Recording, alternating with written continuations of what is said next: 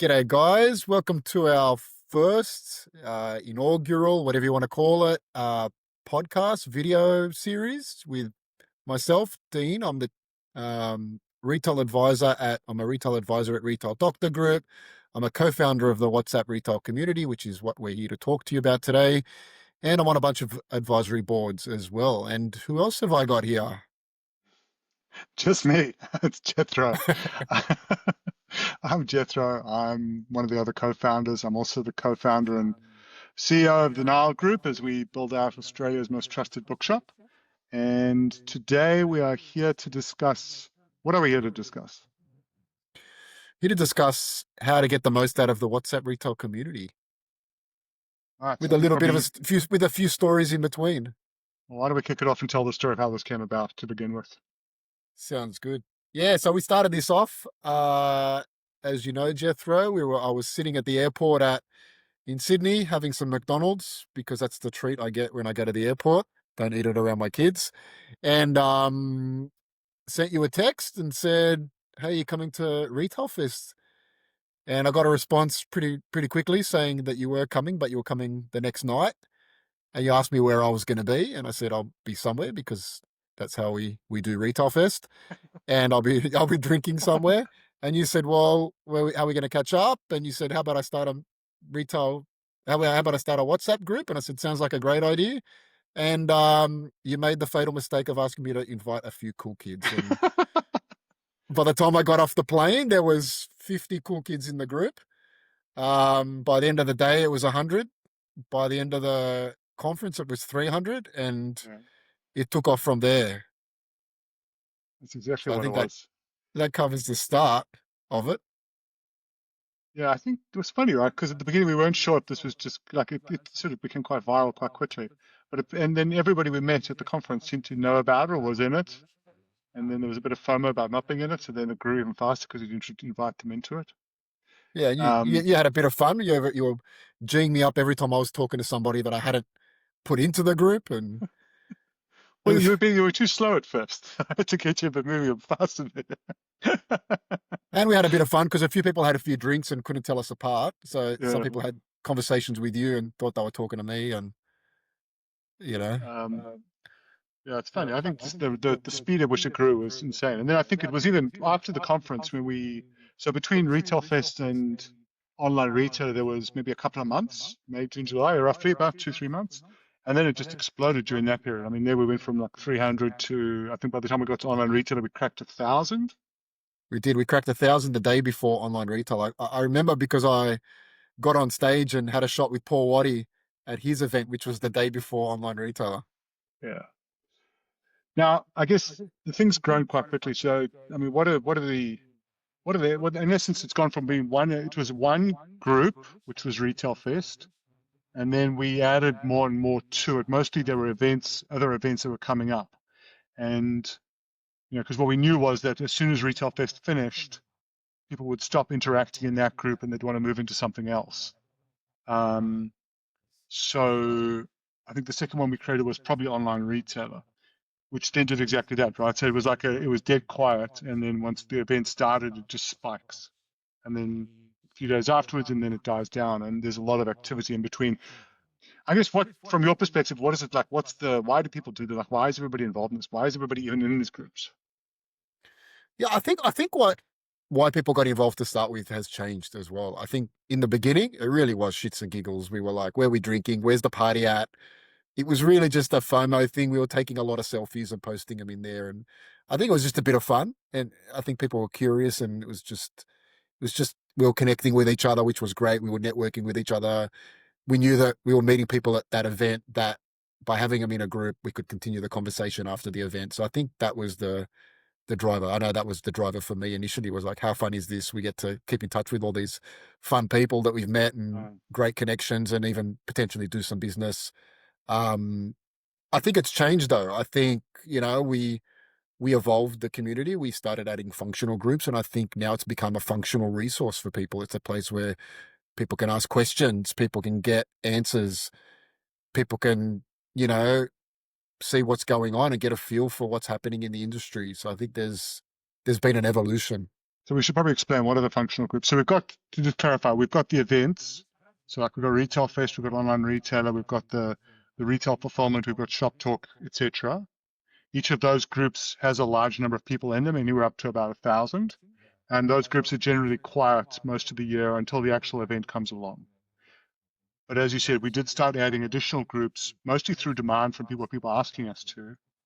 And those are the groups that are persistent throughout the year doing stuff. So I think what the main one is general chat. So general chat.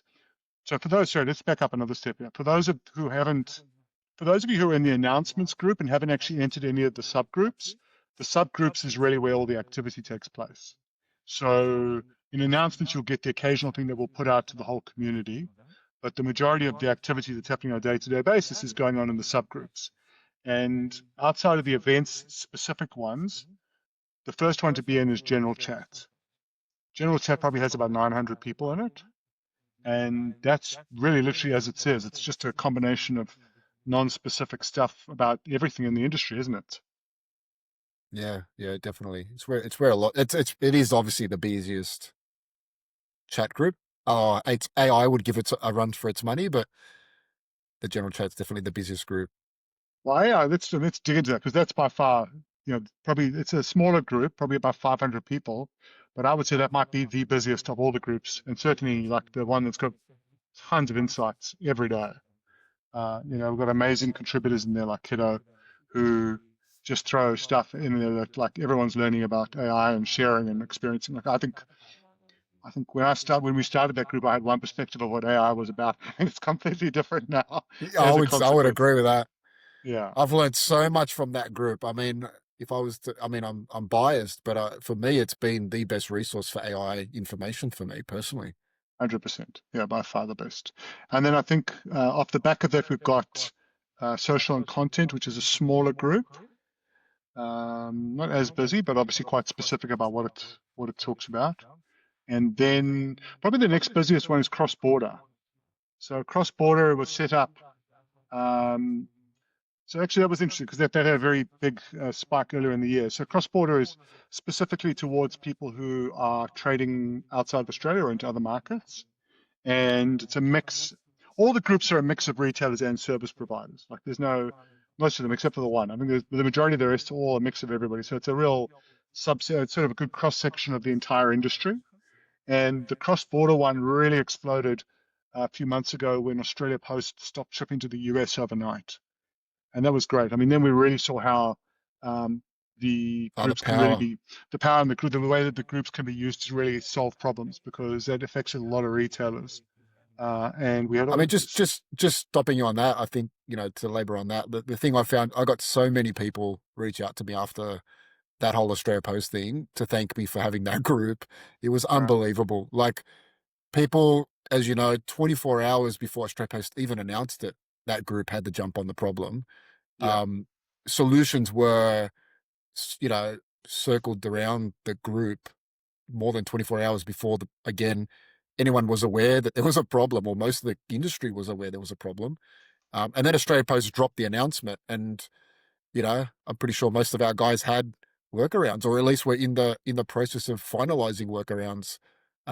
Whereas everyone else got caught out by surprise, and those workarounds were not as effective because they were slow to the party. So I think our group definitely got a lot of benefit and that group itself exploded in numbers because everyone was telling everyone about it. And we ran a town hall a bit like this. We did a podcast, which we brought in, I would say, the industry's biggest experts on cross-border trade, and a lot of them are service providers and consultants.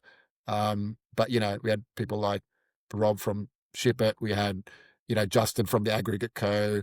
We had a bunch of guys that were awesome at cross-border trade, a bunch of retailers, and everyone just shared how they were dealing with the problem in real time, and we came up with solutions. It was just awesome. It was something that just happened very quickly, but I think it was a testament to what this group's all about, and it's about real, operators helping other operators solve problems. Yeah, if I distill it down to two elements, I think most of the groups have. One is the power of connection. It's just being able to, interact and find people. Like constantly you're seeing someone saying, "Hey, someone got a connection here. Or I need something here." And then the second, and people always then providing that advice. And then the second piece is exactly that. It's like, I've got a problem I need solving. You know, in my experience, there are very few problems that are unique. And so there's usually a repository of experience somewhere in the group of someone who's got some sort of some has dealt with that problem in some way, shape, or form, and then they're generally very generous in terms of giving that. So I think I've never I would say seen there's a also a question go third as well. unanswered. Sorry. Yeah? Yeah, and I was going to say there's a third one, which is there's a lot of people just watching and not participating. And the reason I think is, I know for me, like the AI group, I don't participate that much, but I love just seeing all the stuff that people are doing and how they're using AI and what they're using it for. And it's not like a speaker that's getting up there and telling we should use AI, because a lot of us get a few of those talks. It's actually, I'm using it for this. Check out how Nano Banana's doing this with images. Check out how ChatGPT's doing that. I use Lovable for this. I use Cursor for that. There's all this sort of talk around how people are actually using tools and people asking questions, and it's awesome. I'm so much more exposed. I'm so much more aware of what is out there as an operator because of that group, because everyone's in there talking about it. And yeah, I might see stuff that doesn't interest me. I'm not, but I've seen it and it's educating me as I go. And then later on, I'll be like, oh, I need this. I remember someone talking about that. I'm going to go and look back through the chat. There are a bunch of other groups in there as well. I think we don't need to delve into each one of them today. I think the way I would approach this if I were coming into the community, or if I wanted to get the most out of it, would be to go and look at the different groups and just go into each of them or any of them, join them, immediately put it on mute. That is tip number one. Put it on mute immediately. You do not Put it want on your mute. phone pinging at you nonstop. Put it on mute, and then just drop in and drop out until you get a sense of what each of the groups does, and then decide if you want to stay in there or leave it. But it's very, like, there are no barriers to entry. You just choose whatever you want to get into, and you can join it. And we typically approve within a few hours. And then unfortunately, you don't get a retrospective. You can't see what's been spoken about in the group You can't see before. the history. It's the most There's no annoying history. thing, but But every group does eventually come to life in some way. So some of them will be quieter a lot more of the time, but then you get the more prolific ones like general or cross-border or AI, and they'll be speaking every day. So my advice is just join as much as you like, go and explore, put it on mute, and then if you don't like what you get, you can leave that group. You don't need to stick around. Like, again, there's no barrier to leaving as well, so there's no obligation to stay. yeah.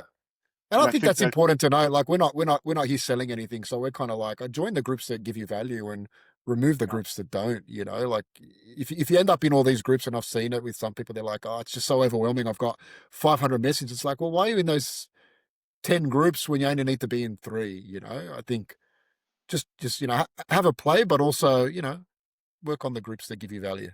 suppress the FOMO. You're not going to miss everything. Suppress Like, it. just choose, just get in where you want to Yeah. go.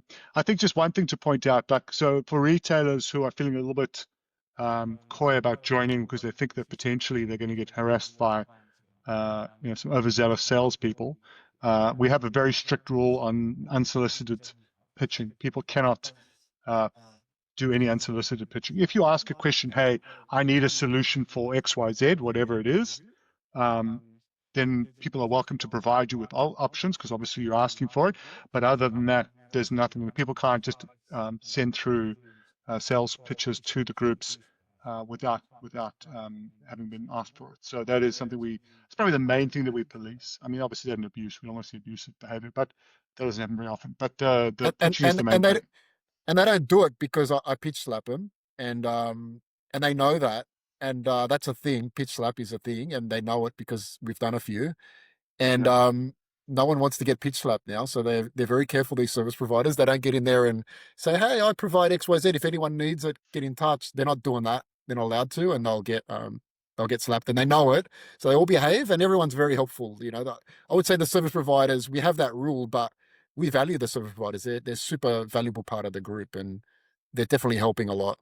So let's just dig into that a little bit because that's always often comes up. We talk about it and we don't often communicate this. Like, how, if I'm a service provider, how should I engage with this? Like, obviously, you're telling me I can't go and tell people what I do specifically, so that's kind of difficult. So if I'm a service provider, what is the best way to approach this? I mean, obviously, one is look and listen, but then how do I, what should I do? Yeah. Yeah, yeah. So I think service providers need to understand that they're there to help and support the community, and they get value out of it. Like, I mean, I've spoken to a bunch of them that have um, received a lot of business from being part of the community. But it's a soft sell. They're in there helping, and retailers are getting in touch with them, or retailers are saying, "Hey, I need help with my SEO. Any recommendations of companies?" And then SEO agencies are posting back in the group, or sending them a DM saying, "I can help you with that. What do you need?" All that kind of stuff. The thing I'm seeing most successful is people who really provide thought leadership. So they add value through just giving insights or information, not for the purposes of trying to solicit business, but just kind of establish themselves as thought leaders. And then when they speak about anything, people are listening. They really do seem to respond. So, presumably Yeah. most of the vendors are, as good as they can possibly be, or very, very good at what they do. And trying to provide some of that value back, I think, is really helpful. So, our Like, thinking. yeah, I was gonna say a really good example is Rob from Ship It yesterday. Not that I'm on the payroll for Rob, so I've mentioned him twice. I've got to find some other examples. But yesterday someone asked, will my shipping rates reduce if I get higher volume? Yeah. And he posted a table saying if your shipping rates reduce by X, you get the average rate drops by Y. And he showed a table of what you could expect from shipping rates at certain volumes. And that's amazing. That's amazing information. And it shows thought leadership, and I hope Rob got some business out of that. But like he's an expert in that space, and he shared some great data that a lot of people. I know I was like, oh, that's really interesting to know, and it's really good. And with clients, I can talk to them about that now. That's awesome. So I think that was great. I think that's a good example of how the group should be used. I think we're probably testing people's patience a bit with the time that we spent on this. So I'll just finish off with one thing and then we can move to the other community that we want to talk about. So with the events groups, events groups at the moment are quite quiet because obviously as we get close to the end of the year, everybody's just busy doing their thing and we're not really participating in the large events. But as we get to the next year, as we get into next year, and I think sort of February onwards, there are a number of event groups which, if you're interested in going to a specific event, whether it be, I mean, the first one's probably Accolades Retail Fulfillment, all the way through to the last one, which is probably Online Retailer in July, or maybe, sorry, there's some in Singapore in September. Sorry, e-tails in September in Melbourne, and everything in between. I would join those groups beforehand because they tend to come alive sort of a week before, and then they sort of really explode during the course of the event, and then at the end of the event, for a few days afterwards, there's a bit more, and then they go quiet again. So you'll get. I don't think we've ever had an event where we've had a functioning group that people haven't come away thinking awesome value. Um, whether it was Shop Talk in March in Vegas, right through to Online Retailer this year, it's been phenomenal.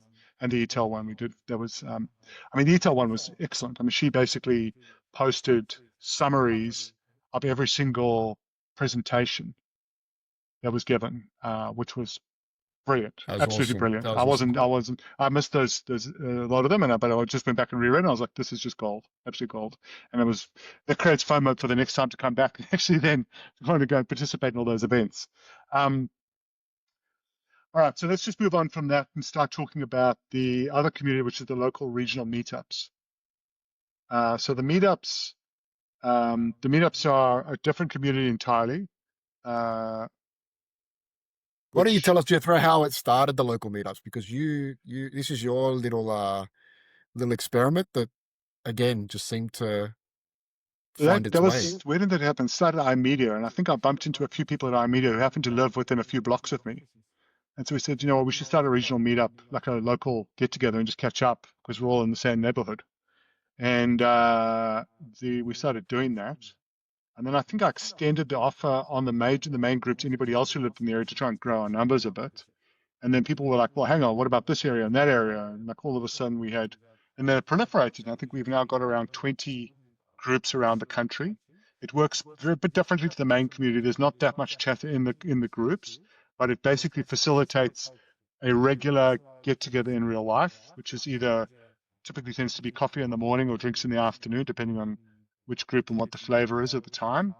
And attendance could be anywhere from half a dozen to 30 people. Like it's just, the most successful ones seem to do it on a fairly regular basis. and some of the groups are sort of a bit smaller and some are larger, but there's a bit of luck there, and we're always open to adding new ones. I think we added one in Dubai, one in Singapore, and like they're all over the place. Um, so anybody who wants to kind of connect with their local e-com retail buddies around the region, like around the area that they live, this is an exceptional way to do it. So, I mean, I you love know, it. I love it. I went to one this morning, and it's just great. You get to meet a bunch of people you've never met before. You connect with some people you probably. I mean, for me, I knew a few of the guys there, but there was definitely a few I didn't, and it was just great to meet a few fresh new faces, but also just have a coffee. I mean, what did I burn? I burned an hour just to catch up with a few people. It was great. It was awesome. and it's completely non-threatening, right? It's like there's no No, sales involved. It's literally just a no bunch of one's people catching pitching. up, meeting people in the space. It's a little bit like the guys you'd meet at a conference or people you'd meet at a conference. But you're there together and you're all in the same area. It's been really nice. Like I think so. The one I run, the one that I run with someone else, has been the longest standing. It's probably had about 6 or so catch-ups over the last 6 or 7 months. And we typically do it once a month, the first week of the month, and it's just moves between coffees and drinks. Um, but I would say that's a great one to get involved with as well. So um, yeah, that between the events-based ones, which are the large ones, which happen during the course of the year, the regional meetups, which are specific to your particular area, and then you've got the functional groups, which are around a specific interest topic, whatever it is, AI, the ones we talked about before. Those are kind of your three main avenues into how to use the communities and really kind of interact with most of the people.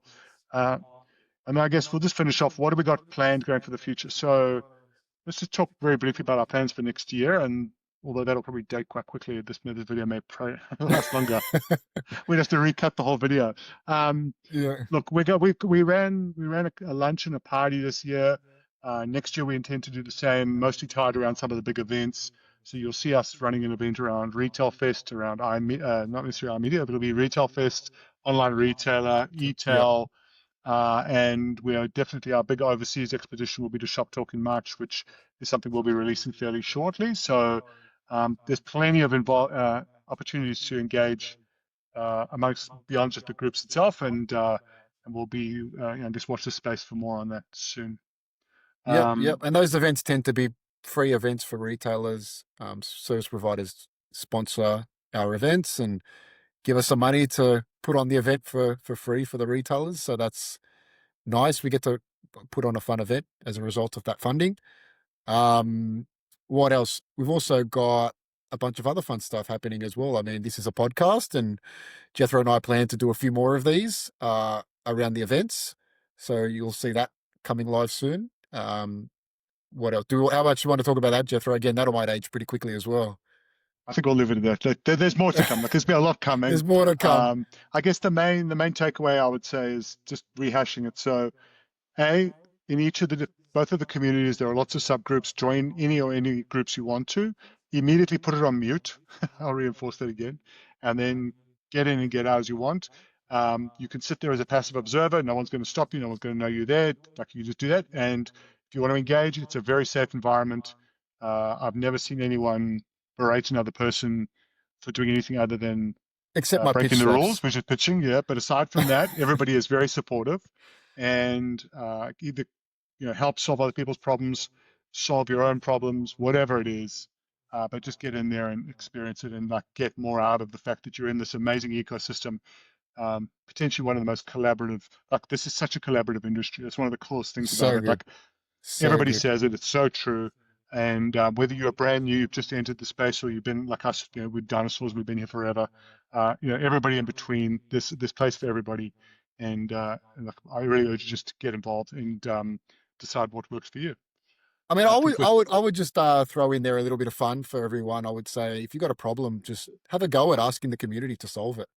You'll be surprised at what happens. I think just give it a shot. It's a bit like think of it a bit like AI, right? AI came along, and we had to start training our brain. Like, oh, maybe I should ask AI first. Think about that with the community. Go, hey guys, I got a problem. I'm seeing this, or my conversion rate's not good, or what AI tool or whatever it is. Go and ask a question, see what sort of answers you get, because I guarantee you'll be blown away. Like everybody that is active in those groups just absolutely loves it. Go and join in there, see some people, go and chat to them. You'll just find that it's a buzzing community. Everyone's helping each other, and it's awesome. Absolutely. And with that, I think we'll call it. We've tested everybody's patience long enough. Thank you. Thanks, guys.